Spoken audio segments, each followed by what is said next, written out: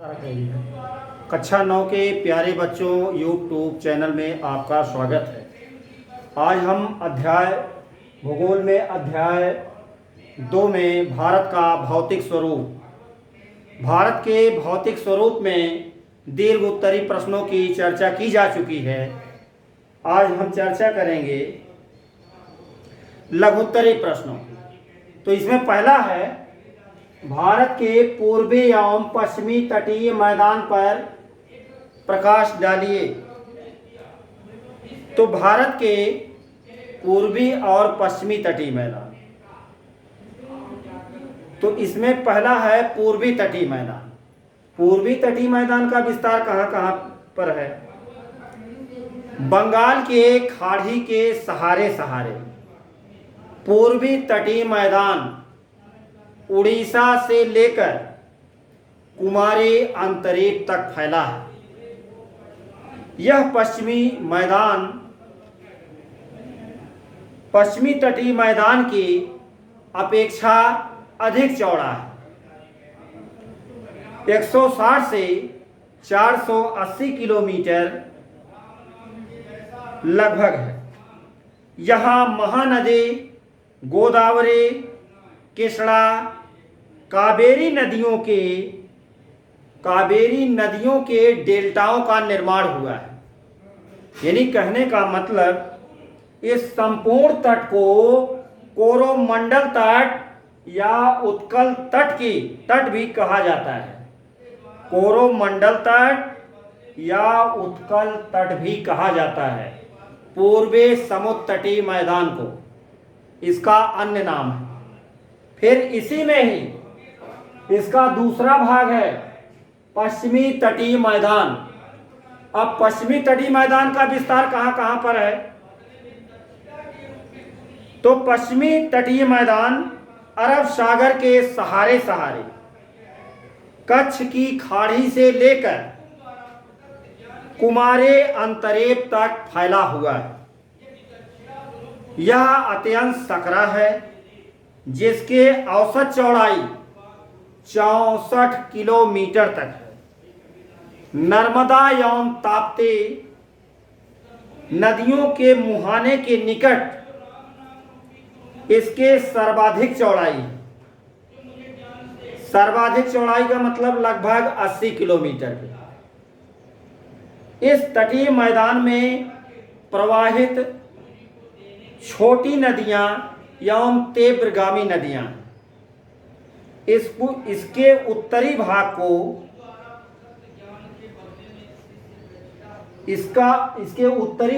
को कोंकण तथा दक्षिणी भाग को मालाबार तट के नाम से जाना जाता है। फिर इसी में है कोंकण का मैदान। इस मैदान का विस्तार दमन से लेकर गोवा तक 500 किलोमीटर की लंबाई तक है। इसकी चौड़ाई 50 से 80 किलोमीटर के बीच में। मुंबई के निकट इसकी चौड़ाई सबसे अधिक हो जाती है। फिर दूसरा है मालाबार तटीय मैदान। इस मैदान का विस्तार गोवा से लेकर मंगलौर तक लगभग 225 किलोमीटर तक। यह प्राचीन रूपांतरित चट्टानों से बना है। यह काफी कटा और फटा। इस तटीय मैदान पर बालुका के स्तूप पाए जाते हैं। तो ये रहा भारत के पूर्वी एवं पश्चिमी समुद्र तटीय मैदान के बारे में।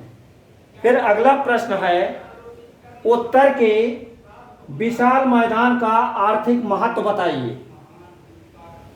उत्तर के भारत के 5 प्राकृतिक भाग में सबसे महत्वपूर्ण भाग है उत्तर का विशाल मैदान।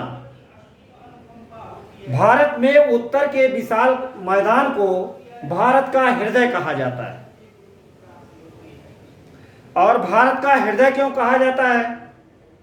क्योंकि भारत के 50% जनसंख्या उत्तर के विशाल मैदान में निवास करती है। इस नाते उत्तर का विशाल मैदान भारत का हृदय कहा जाता है। तो इसका निम्न आर्थिक महत्व है। पहला है, उत्तर का विशाल मैदान विश्व के समतल तथा सबसे अधिक उपजाऊ मैदानों में गिना जाता है। फिर दूसरा है, यह मैदान कृषि उत्पादन की दृष्टि से विकसित और संपन्न है। फिर तीसरा है, अधिक उपजाऊ होने के कारण उत्तर के विशाल मैदान में भारत के लगभग 50% जनसंख्या निवास करती है। फिर चौथा है, यह मैदान प्राचीन काल से ही उद्योग, परिवहन, वाणिज्य, व्यापार एवं भारतीय संस्कृति का प्रमुख केंद्र रहा है। फिर अगला है, पांचवा, उत्तर का विशाल मैदान अधिक जनसंख्या के लिए अधिक खाद्यान्न आवश्यकताओं को पूरा करता है।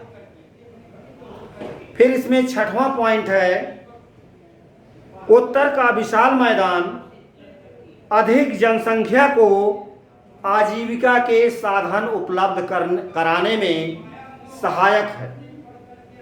तो ये रहा उत्तर के विशाल मैदान का आर्थिक महत्व। फिर अगला प्रश्न है, लघुत्तरी प्रश्न में हिमालय के 3 समानांतर श्रेणियों के नाम लिखिए, प्रत्येक की एक विशेषता भी बताइए। तो हिमालय के 3 समानांतर श्रेणियों के नाम निम्नलिखित हैं। इसमें पहला है हिमाद्री। हिमाद्री का दूसरा नाम है महान हिमालय। फिर दूसरा है हिमाचल।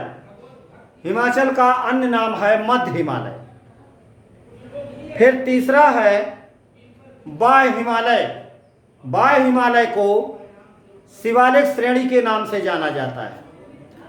तो ये भारत की 3 समानांतर श्रेणियां हैं, इनकी एक एक विशेषता बताना है। तो पहला है हिमाद्री, जिसे महान हिमालय के नाम से जाना जाता है। यह सबसे विशाल पर्वत श्रेणी है। विश्व के सर्वोच्च पर्वत शिखर इसी श्रेणी के अंतर्गत आते हैं।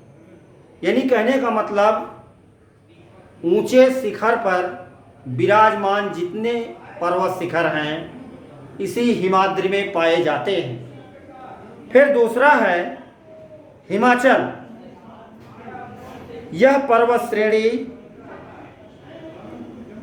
जलोढ़ अवसादों से बनी है तथा यहाँ पर तमाम तरह के स्थल जैसे धर्मशाला, डलहौजी और शिमला आदि इसी श्रेणी में स्थित है। फिर है शिवालिक श्रेणी। हम शिवालिक श्रेणी की चर्चा करेंगे। इसका अन्य नाम है वाय हिमालय। यह पर्वत श्रेणी जलोढ़ अवसादों से बनी है, अतः इस भाग में भूकंप एवं भूस्खलन जैसी आपदाओं के कारण मानव जीवन अधिक प्रभावित होता है।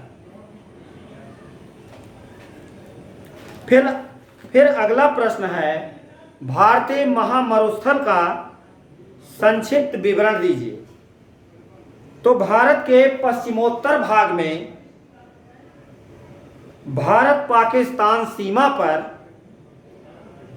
बालू के विशाल निक्षेप को या विशाल जमाव को थार का मरुस्थल कहते हैं। यह मरुस्थलीय क्षेत्र 644 किलोमीटर लंबा तथा 161 किलोमीटर चौड़ा है। इसका विस्तार पश्चिमी राजस्थान, हरियाणा, पंजाब एवं उत्तरी गुजरात राज्यों में लूनी इस क्षेत्र के प्रमुख नदी है। लूनी के बारे में कहा जाता है यह एक मौसमी नदी है। इस लूनी नदी में मानसून काल में ही केवल पानी रहता है और मानसून के जाने के बाद यह रेत में तब्दील हो जाती है, यानी यह मौसमी नदी है। मौसमी नदी होने के कारण इसमें मानसून काल में ही पानी रहता है। यह मरुस्थलीय मैदान बालू के टिब्बों से ढका हुआ है तथा यह तरंगित भाग है। यहाँ बरकान नामक अर्धचंद्राकार बालू के टीलों का विस्तार व्यापक पैमाने पर पाया जाता है। यह अत्यंत शुष्क क्षेत्र है। यहाँ वर्षा 25 सेंटीमीटर से भी कम होती है। तो ये रहा भारतीय महामरुस्थल का संक्षिप्त विस्तार। हम आज यहाँ इस अध्याय में लघुत्तरी प्रश्नों की चर्चा केवल इतना ही करेंगे।